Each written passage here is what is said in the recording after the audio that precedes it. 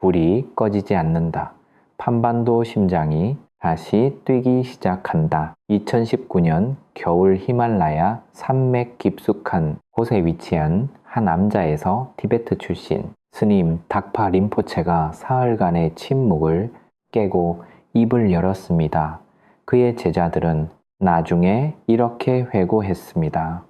스님은 갑자기 눈을 뜨시더니 손가락으로 동쪽을 가리키셨습니다. 땅이 울고 있다. 그러나 울음이 끝나면 노래가 시작된다 라고 하셨죠. 당시 그 자리에 있던 이들은 그 말의 무게를 알지 못했습니다. 그런데 몇 해가 지난 지금 그 말은 다른 무게로 되살아나고 있습니다.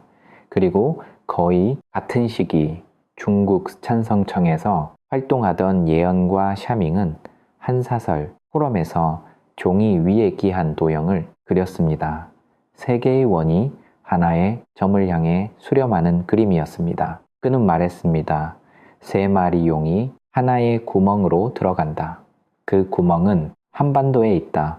참석자들은 고개를 갸우뚱했지만 그의 말은 기록되었고 그 기록은 지금 이 순간 인터넷을 통해 동아시아 전역으로 퍼져나가고 있습니다.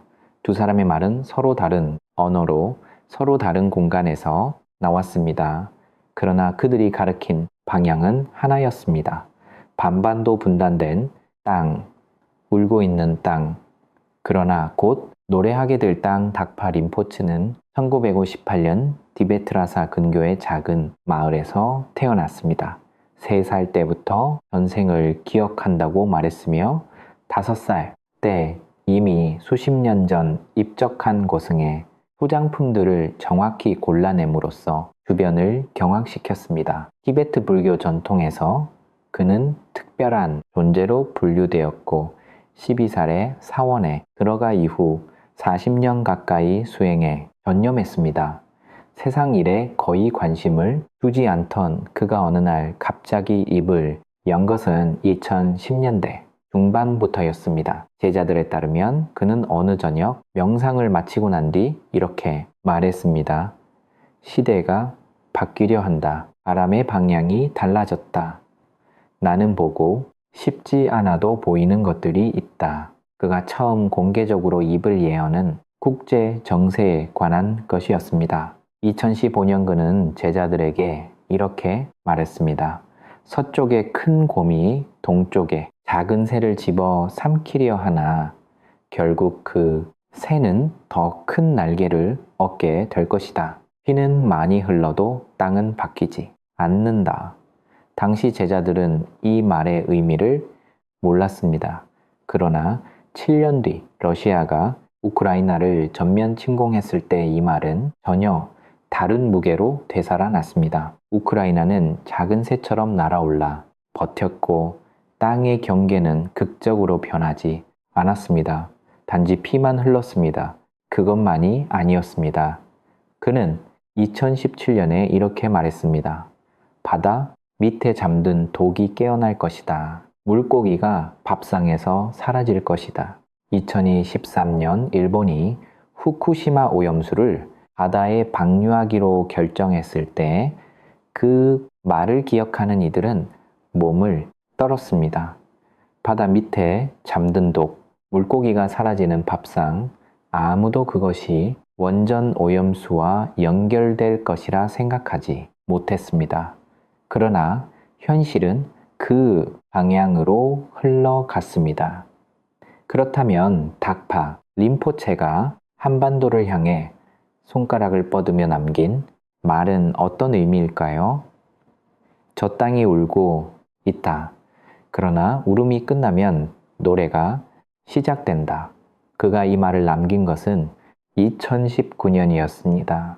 그 이후 대한민국이 겪은 것들을 생각해 보십시오.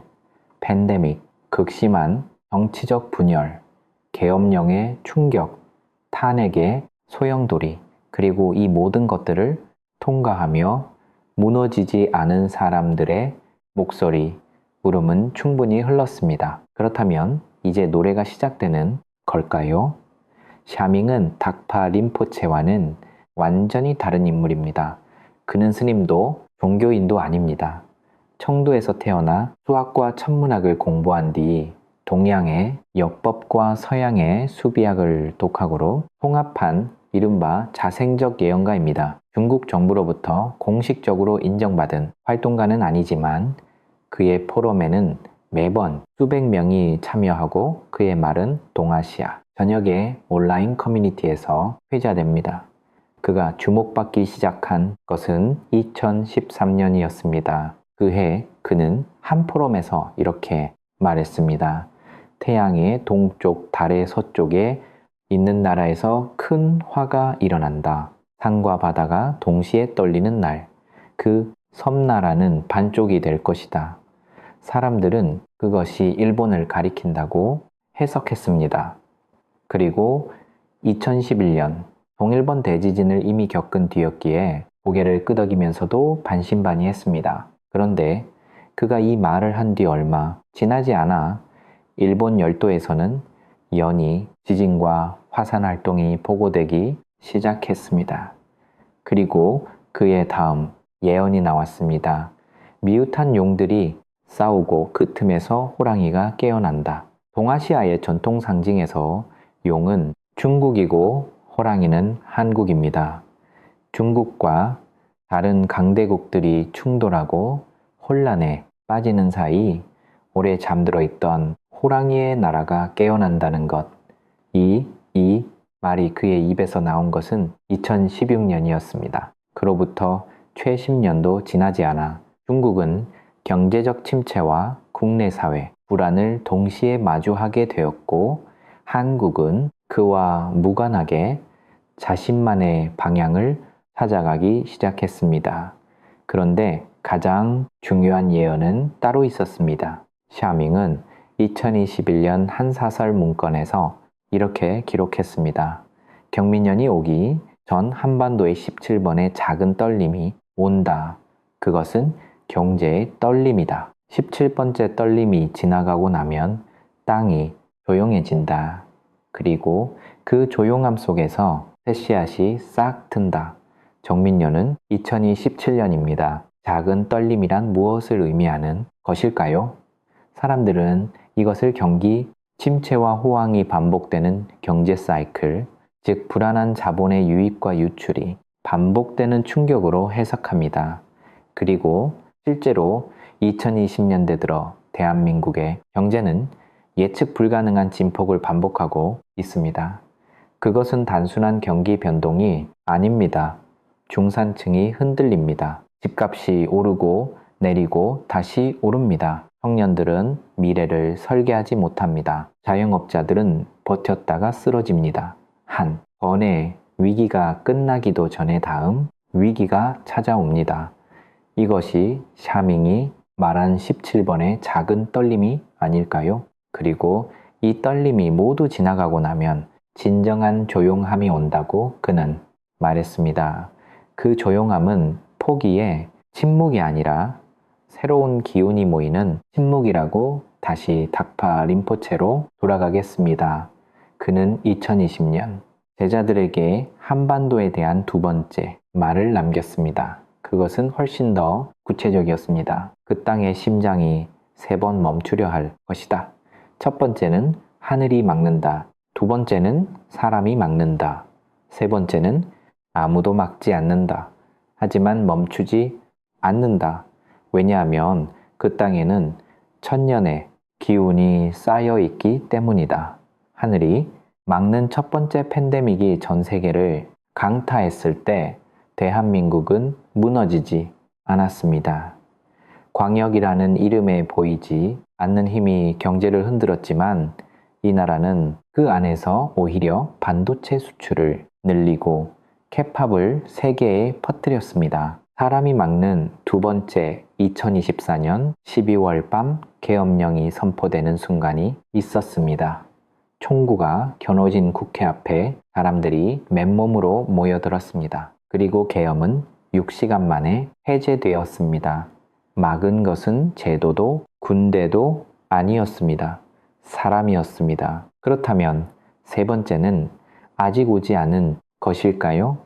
닥파 림포체는 말했습니다. 아무도 막지 않는다. 하지만 멈추지 않는다. 이 문장이 품고 있는 의미는 무엇일까요? 아무도 막지 않는다는 것은 외부의 도움이나 방어막이 없다는 뜻입니다. 그러나 그 상황에서도 심장이 멈추지 않는다는 것은 이 나라 안에 1000년 동안 쌓인 어떤 본질적인 기운이 있다는 뜻입니다. 무너지지 않는 뿌리, 부서지 않는 핵심, 그것이 무엇인지 우리는 아직 알지 못합니다. 그러나 우리는 그것을 느낀 적이 있습니다. 아마도 촛불을 들었을 때, 아마도 새벽에 투표소 앞에 줄을 섰을 때, 그리고 두 예언과는 서로 전혀 다른 언어로, 서로 전혀 다른 방식으로 같은 이야기를 꺼냅니다. 경제의 위기 닥파 림포츠는 2021년 이렇게 말했습니다. 강물이 말라도 강바닥의 돌들은 빛을 잃지 않는다. 물이 빠지면 빛나는 것이 드러난다. 하지만 물이 빠지는 과정은 고통스럽다. 강물은 경제 흐름을 의미합니다. 강바닥에 빛나는 돌들은이 나라의 진짜 자산, 즉 사람과 기술과 정신입니다. 그리고 물이 빠지는 과정은 지금 우리가 겪고 있는 것들입니다. 샤밍은 이보다 더 직접적으로 말했습니다. 그는 2022년 이렇게 기록을 남겼습니다. 강을 건너는 자는 반드시 발이 젖어야 한다. 발이 젖지 않고 강을 건너려는 자는 강에 빠진다. 한반도의 민중이 발을 적실 준비가 되었을 때 강 너머 새 땅이 보일 것이다. 발이 젖는다는 것은 무엇을 의미할까요? 고통과 손실을 감수한다는 뜻입니다. 지금까지 익숙했던 것들을 포기하고 낯선 방향으로 발을 내딛는다는 뜻입니다. 그리고 그것이 가능해질 때 새 땅이 보인다는 것입니다. 어쩌면 이 예언은 지금 이 순간 우리가 겪고 있는 혼란이 단순한 시련이 아니라 새로운 땅으로 가기 위한 필연적인 과정이라고 말하고 있는 것인지 모릅니다. 그러나 예언은 장밋빛 희망만을 이야기하지 않습니다. 두 사람은 모두 경고를 남겼습니다. 탁파 림포체는 말했습니다. 땅이 젖기 전에 사람이 먼저 빠져나간다. 새 뿌리를 내리기 전에 오래된 뿌리가 뽑혀나간다. 이것은 인구 이탈의 예언입니다. 경제적 위기와 사회적 혼란이 겹칠 때 사람들이 이 땅을 떠나기 시작한다는 것. 그리고 실제로 최근에 해외 이주 통계는 심상치 않은 흐름을 보이고 있습니다. 청년 이민, 전문 인력의 이탈, 중산층의 해외, 부동산 구매 숫자들이 조용히 그러나 분명하게 무언가를 가리키고 있습니다. 샤밍은 이것을 좀 더 구체적인 언어로 말했습니다. 바람이 서쪽에서 불어올 때 씨앗들이 날아간다. 씨앗 중 일부는 다른 땅에서 꽃을 피운다. 하지만 원래 땅은 한동안 텅 비어 있게 된다. 그 빔은 새 것이 채워지기 전의 빔이다. 씨앗은 사람입니다. 날아가는 사람들. 그러나 텅 빈 이후에는 새 것이 채워진다는 것. 이것은 단순한 위로가 아니라 변화의 구조에 대한 이야기입니다. 비어야 채워진다. 떠나야 돌아온다. 어쩌면 지금 이 땅을 떠나는 사람들도 이 나라의 변화 과정 중 하나인지 모릅니다. 닥파 림포체의 경고 중 가장 무거운 것은 따로 있었습니다. 2022년 그는 제자들에게 말했습니다. 남쪽의 나라가 스스로를 믿지 못하는 시기가 온다. 지도자를 세우고 허물고 다시 세우는 일이 반복된다. 그러나 그 반복이 쓸모없는 것은 아니다. 도자기는 굽는 과정에서 깨지기도 한다. 하지만 견뎌낸 도자기는 더 단단해진다. 도자기를 굽는 과정, 정치적 혼란과 지도자의 교체가 반복되는 시기, 2024년 말 계엄령이 선포되고 탄핵이 이어지며 한국 사회가 겪어야 했던 격변을이 예언과 겹쳐보면 소름이 돋습니다. 굽는 과정 깨지기도 한다. 하지만 견뎌낸다. 그렇다면 이 모든 경고의 끝에는 무엇이 있는 것일까요? 두 예언가는 각자의 방식으로 같은 그림의 윤곽을 그렸습니다. 닥파린포츠는 말했습니다. 고통이 닿으면 빛이 온다. 그 빛은 남쪽에서 오지 않는다. 북쪽에서도 오지 않는다. 그 빛은 땅 아래에서 그 땅의 사람들 안에서 솟아오른다. 외부에서 오는 빛이 아닙니다. 이 땅 자체에서 이 땅의 사람들에게서 솟아오르는 빛, 이것은 한반도의 대변력이 외세에 의해 일어나는 것이 아니라 이 땅 스스로의 힘으로 이루어진다는 뜻으로 해석됩니다. 샤밍은 그 시점을 이렇게 표현했습니다. 정민년 이후 세 걸음이 지나면 호랑이가 산을 내려온다. 정민년은 2017년입니다. 세 걸음이 지나면 2030년입니다. 호랑이가 산을 내려온다는 것은 오랫동안 웅크리고 있던 힘이 드디어 세상을 향해 나아간다는 것을 의미합니다. 조용히 기다리던 나라가 준비를 마친 나라가 세계를 향해 발을 내딛기 시작한다는 것. 두 예언가의 말을 종합하면 하나의 시간표가 그려집니다. 목을 가다듬음. 지금 이 시기는 고통의 시기이자 준비의 시기입니다. 도자기를 굽는 시기, 강물이 빠지는 시기, 씨앗이 날아가는 시기. 이 모든 것들이 지나가고 나면 2027년 전후를 기점으로 새로운 흐름이 시작된다는 것. 그리고 그 흐름은 단순한 경제 회복이나 정치적 안정이 아닙니다. 닥파린포츠는 2023년 마지막으로 남긴 기록에서 이렇게 말했습니다. 그 땅이 세계를 위해 무언가를 보여줄 때가 온다. 그것은 무기가 아니다. 그것은 돈도 아니다. 그것은 방식이다. 사람이 사람답게 사는 방식. 세계는 그것을 보고 싶어 할 것이다. 그리고 이 말은 허운 대사가 이미 100년 전에 남긴 예언과 기묘하게 겹칩니다. 조선인들은 이타적인 영혼들로 가득 차게 될 것이며 그들은 선한 세상을 다시 만들 것이다. 시대도 다르고 문화도 다른 두 예언과가 같은 결론을 향해 수렴합니다. 이 땅이 보여줄 것은 무력이 아니라 방식이라는 것, 강함이 아니라 따뜻함이라는 것.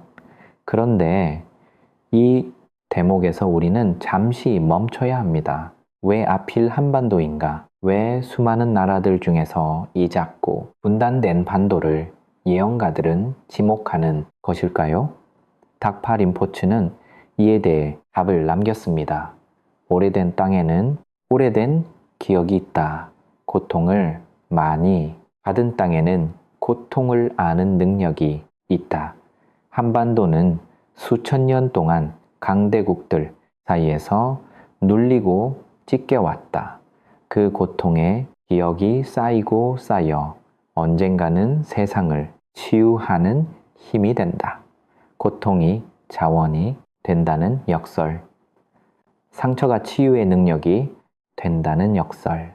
분단이 통합의 지혜를 만든다는 역설. 샤밍은 이것을 수학적으로 표현했습니다. 그는 말했습니다. 가장 많이 압축된 용수철은 가장 멀리 튀다. 한반도는 지난 수백 년 동안 가장 많이 압축된 용수철이었다. 압축. 그것이 지금이 순간 우리가 경험하고 있는 것의 본질이 아닐까요? 경제적 압축, 정치적 압축, 사회적 압축, 모든 것이 극도로 압축되어 있습니다. 그러나 용수철은 언제까지나 압축된 채로 있지 않습니다. 2027년이라는 해를 두고 두 예언가는 공통적으로 중요한 신호를 말합니다. 목을 가다듬음. 닥파린포체는 이렇게 말했습니다. 정민년의 세 개의 씨앗이 동시에 땅에 떨어진다. 하나는 하늘에서, 하나는 바다에서, 하나는 사람들 사이에서 온다. 이 새 씨앗이 모두 뿌리를 내릴 때 숲이 시작된다. 하늘에서 오는 씨앗 하늘은 과학을, 우주를, 기술을 상징합니다. 대한민국은 지금 우주 산업과 반도체 그리고 인공지능 분야에서 세계적인 도약을 준비하고 있습니다. 두리오가 우주로 날아올랐고 위성이 궤도에 올랐습니다. 이것이 하늘에서 오는 씨앗이 아닐까요? 바다에서 오는 씨앗, 바다는 에너지를 상징합니다. 지금 세계는 에너지의 전환점에 서 있습니다. 화석 연료에서 재생 가능 에너지로의 전원, 수소, 경제, 배터리 혁명, 대한민국의 기업들은 이 분야에서 세계를 선도하는 위치에 있습니다. 바다 위에 바람, 바다 속의 파도, 바다가 품은 에너지, 그것이 이 나라의 새 자원이 될 것이라는 예언처럼 들립니다. 사람들 사이에서 오는 씨앗 이것이 가장 신비롭습니다. K-팝이 세계를 휩쓸고 한국 드라마가 전 세계 사람들의 밤을 채웁니다. 한국의 음식이 식탁을 바꾸고 한국의 영화가 오스카를 받습니다. 이것은 단순한 문화 수출이 아닙니다. 사람들 사이에서 퍼져나가는 무언가입니다. 닥파 림포츠가 말한 사람이 사람답게 사는 방식을 세계가 보고 싶어 한다는 말과 이 흐름은 어딘가에서 만납니다. 목을 가다듬음, 그러나 샤밍은 이 모든 것이 자동으로 이루어지는 것이 아니라고 경고했습니다. 2023년 그는 이렇게 말했습니다. 씨앗이 땅에 떨어져도 농부가 없으면 잡초가 먼저 자란다. 그 땅에 진짜 농부가 나타나야 한다. 진짜 농부, 진짜 지도자, 자신의 이익이 아니라 이 땅을 위해 씨앗을 돌볼 줄 아는 사람. 그것이 없으면 모든 기회는 잡초에 덮인다는 경고입니다. 그리고 그는 말을 이었습니다. 농부는 한 명이 아닐 수 있다. 어쩌면 3명의 손이 같은 땅을 읽을 수도 있다. 그 세 사람의 방향이 같아야 한다. 방향이 다르면 땅이 찢다. 3명의 지도자, 한국 미래 예언 속 류민천이 말한 3명의 지도자와도 겹쳐지는 이 표현은 무엇을 의미하는 것일까요? 세 방향에서 동시에 이 나라의 미래를 이끌어갈 힘들이 등장한다는 것. 그러나 그 힘들이 하나의 방향을 향할 때만 진정한 변화가 가능하다는 것. 이제 두 예언가가 모두 언급한 그러나 가장 조심스럽게 이야기한 주제로 넘어가야 합니다. 그것은 한반도의 통일입니다. 닥파 림포츠는 통일이라는 단어를 직접 사용하지 않았습니다. 대신 그는 이런 표현을 썼습니다. 분리된 2개의 불꽃이 같은 기름으로 타오를 때가 온다. 분리된 2 불꽃, 남과 북, 같은 기름, 같은 민족, 같은 언어, 같은 역사. 그 2 불꽃이 다시 같은 기름으로 타오를 때 그것이 통일의 이미지입니다. 강제로 합쳐지는 것이 아니라 같은 뿌리에서 자연스럽게 하나가 되는 것. 그는 이어 말했습니다. 그 순간은 갑작스러울 것이다. 준비된 자는 그것을 알아볼 것이고 준비되지 않은 자는 놀라 자빠질 것이다. 갑작스럽다는 것. 타노스님도 이 점을 강조했습니다. 통일이 100일 또는 사흘 만에 이루어진다는 말. 준비된 자와 그렇지 않은 자의 차이. 닥파 림포츠의 말은 타노스님의 예언과 놀랍도록 닮아 있습니다. 샤밍의 표현은 더 구체적이었습니다. 그는 2023년 이렇게 말했습니다. 북쪽의 어린 용이 자신의 꼬리에 불을 붙인다. 그 불이 번져온 몸을 태우기 시작할 때 남쪽에 문이 열린다. 북쪽의 어린 용, 북한의 젊은 지도자, 자신의 꼬리에 불을 붙인다는 것은 스스로를 통제하기 어려운 상황을 만든다는 뜻입니다. 그리고 그 불이 번져나갈 때 남쪽에 문이 열린다. 타너스님이 말한 것처럼 북한의 내부 격변이 동일의 문을 연다는 것과 일치합니다. 닥파, 림포체는 이 과정에 대해 이렇게 경고했습니다. 그 불꽃이 합쳐질 때 처음에는 연기가 많이 난다. 연기를 두려워하는 자는 도망칠 것이다. 그러나 연기 속에서 기다리는 자는 새 빛을 보게 될 것이다. 통일의 과정은 혼란스럽고 고통스러울 것이라는 말입니다. 연기가 자욱할 것이라는 말입니다. 두려워 도망치지 않고 그 연기 속에서 버티는 자만이 새 빛을 볼 수 있다는 것. 이것은 예언이기도 하고 동시에 준비에 대한 촉구이기도 합니다. 그런데 두 예언과는 통일 이후의 이야기도 남겼습니다.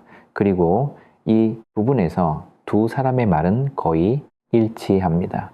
닥파 림포체는 말했습니다. 두 불꽃이 하나가 된 뒤 그 빛은 사방으로 퍼진다. 동쪽 바다를 건너고 서쪽 대륙을 물들이고 남쪽 열도에 닿는다. 한반도의 통일이 단순히 한국의 사건에 그치지 않고 동아시아 전체를 바꾸는 사건이 된다는 것. 일본에도 중국에도 동남아에도 그 빛이 닿는다는 것. 샤밍은 이것을 조금 다른 방식으로 표현했습니다. 호랑이가 강을 건너면 산들이 호랑이를 따라 움직이기 시작한다. 호랑이가 강을 걷는다는 것은 분단의 경계를 넘는다는 것입니다. 그리고 산들이 따라 움직인다는 것은 주변 나라들이 변화하기 시작한다는 것입니다. 통일한국이 동아시아 질서 재편의 도화선이 된다는 예언으로 익힙니다. 두 예언가가 말한 통일 이후에 한반도는 단순히 강해진 나라가 아닙니다. 부유해진 나라도 아닙니다. 닥파 림포체는 말했습니다. 가장 오래 고통받은 자가 가장 깊이 치유할 줄 안다. 동일된 그 땅의 사람들은 분열의 아픔을 알기에 세계의 분열을 치유하는 손이 될 것이다. 분열의 아픔을 가장 깊이 아는 나라, 그렇게 세계의 분열을 치유하는 손이 된다는 것. 한반도가 겪은 70년 이상의 분단이 오히려 이 나라를 세계 치유의 중심으로 만드는 자원이 된다는 역설적 예언입니다. 그러나 이 모든 예언들에는 하나의 조건이 붙어 있습니다. 두 예언과는 이 점에 있어서도 같은 말을 합니다. 닥파 림포츠는 말했습니다. 빛은 스스로 타오르지 않는다. 불씨가 있어야 한다. 그 불씨는 각자의 가슴 안에 있다. 샤밍은 말했습니다. 예언은 지도일 뿐이다. 지도는 길을 보여주지만 걷지 않으면 소용없다. 걸어야 하는 것은 사람이다. 두 사람의 말은 하나의 문장으로 수렴됩니다. 예언이 현실이 되기 위해서는 그 땅의 사람들이 움직여야 한다는 것. 그렇다면 지금 우리는 어디에 있는 것일까요? 닥파 림포츠가 말한 두 번째 심장박, 즉 사람이 막는 시기는 이미 지나갔습니다. 우리는 맨몸으로 계엄을 막아냈습니다. 샤밍이 말한 17번의 작은 떨림 중 우리는 지금 몇 번째를 겪고 있는 것일까요? 경제 진폭은 아직 멈추지 않았습니다. 그러나 그 진폭이 끝날 때 새 씨앗이 싹 튼다고 했습니다. 닥파 림포체는 마지막 제자에게 이런 말을 남겼다고 전해집니다. 나는 더 이상 볼 필요가 없다. 이미 보았으니까. 중요한 것은 내가 본 것이 아니라 그 땅의 사람들이 무엇을 선택하느냐이다. 예언은 가능성이다. 확정이 아니다. 가능성, 그것이 핵심입니다. 이 모든 예언들이 말하는 것은 미래가 이미 정해져 있다는 것이 아닙니다. 이 땅에 그런 가능성이 있다는 것입니다. 그 가능성이 현실이 되기 위해서는 조건이 필요합니다. 지도자가 올바른 방향을 봐야 하고 사람들이 걷기를 멈추지 않아야 하며 두 불꽃이 같은 방향을 향해야 합니다. 샤밍은 2024년 마지막으로 기록을 남기며 이런 말을 했습니다. 한반도에 대한 나의 관측을 이것으로 마친다. 더 볼 필요가 없다. 이미 모든 씨앗이 그 땅에 들어가 있기 때문이다. 이제 남은 것은 계절이다. 계절은 반드시 온다. 계절은 반드시 온다. 봄이 오지 않은 겨울은 없습니다. 아무리 긴 밤도 반드시 끝납니다. 탁파 림포체와 샤밍이 공통적으로 이 땅을 향해 말한 것은 결국 하나였습니다. 이 땅에는 봄이 온다. 그리고 그 봄은 지금까지 겪어온 모든 겨울의 무게만큼 깊고 풍성할 것이라고 단어 스님은 생전에 말했습니다. 한국인들은 뭔가 될 사람들이야. 뭔가 될 사람들. 구체적이지 않지만 단호하니 한마디. 수십 년이 지난 지금 그 말이 딱 림포체와 샤밍의 말들과 겹쳐지며 하나의 그림을 이룹니다. 허운대사가 말했습니다. 조선은 통일 후 세계에서 가장 부유한 나라가 되고 이타적인 영혼들이 선한 세상을 이끌 것이라고 닥파 림포체가 말했습니다. 사람이 사람답게 사는 방식을 세계가 보고 싶어 할 것이라고 샤밍이 말했습니다. 호랑이가 산을 내려올 것이라고 각기 다른 세대에 각기 다른 나라 각기 다른 언어 그러나 그들이 가리키는 방향은 하나입니다. 이 작고 분단된 한도, 지금 울고 있는 땅, 그러나 곧 노래하게 될 땅, 우리는 지금 그 노래가 시작되기 직전에 고요함 속에 있는 것인지도 모릅니다. 아직 연기가 자욱합니다. 씨앗이 날아가고 있습니다. 강물이 빠지고 있습니다. 그러나 닥파 림포체는 말했습니다. 멈추지 않는다고. 이 땅에는 천년의 기운이 쌓여 있기 때문에 멈추지 않는다고. 그 천년의 기운이 무엇인지 우리는 압니다. 그것은 어떤 상황에서도 밥성을 차리고 아이를 키우고 노래를 부르고 새벽에 일어나 일터 나가는 사람들입니다. 무너지지 않는 사람들, 계엄령 앞에서 맨몸으로 서는 사람들 절망하면서도 투표소 앞에 줄을 서는 사람들, 그 사람들이 이 나라의 천년 기운입니다. 두 예언가의 말이 현실이 되느냐, 그렇지 않느냐, 그것은 결국 우리가 결정합니다. 농부가 씨앗을 돌봐야 한다고 했습니다. 걸어야 하는 것은 사람이라고 했습니다. 부시는 각자의 가슴 안에 있다고 했습니다. 계절은 반드시 옵니다. 그러나 그 계절을 맞이할 준비가 된 사람에게만 봄은 진정한 봄이 됩니다. 닥파 림포츠의 제자가 스승에게 마지막으로 물었습니다. 한반도에 정말 봄이 옵니까? 스님은 잠시 눈을 감았다가 이렇게 말했습니다. 봄은 이미 오고 있다. 다만 아직 느끼지 못할 뿐이다. 샤밍이 포럼을 닫으며 청중에게 마지막으로 한 말은 이것이었습니다. 한반도를 주시하라. 세상의 다음 이야기는 그곳에서 시작된다. 우리는 지금 그 이야기 한가운데 있습니다. 이야기가 어떻게 끝나는지는 아직 아무도 모릅니다. 예언가도 모릅니다. 왜냐하면 그 결말을 쓰는 것은 바로 우리이기 때문입니다. 오늘도 이 이야기를 끝까지 함께 해주신 여러분께 진심으로 감사드립니다. 이 채널이 좋으셨다면 구독과 좋아요 부탁드립니다.